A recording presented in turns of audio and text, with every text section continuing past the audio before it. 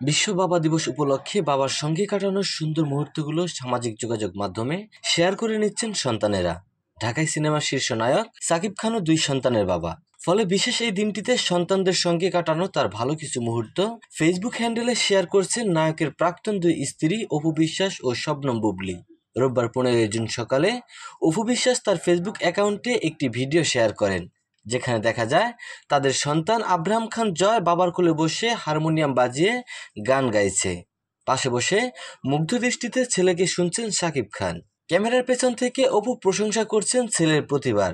এদিকে অপু বিশ্বাসের সেই পোস্টের কিছুক্ষণ পরেই সাকিব খানের সঙ্গে ছেলে শেহজাদ খান বীরের কাটানো সুন্দর কিছু মুহূর্তের ভিডিও শেয়ার করেন চিত্রনায়িকা শবনম বুবলী। যে ভিডিওতে দেখা যায় তাদের ছেলে শেহজাদ খান বীর বাবার পাশে বসে কার্টুন দেখছে। সাকিব খানও তখন কিছুটা ঘুম ঘুম চোখে কিন্তু ছেলের সঙ্গে দুষ্টুমিতে মেতে উঠছেন। এই ভিডিওটির ক্যাপশনে বুবলী লেখেন, যেমন বাবা তেমনই ছেলে, একজন বাবার ভালোবাসা তার সন্তানের অন্তরে চিরস্থায়ী হয়ে থাকে। বাবা দিবসে সকল বাবাকে জানাই শুভেচ্ছা।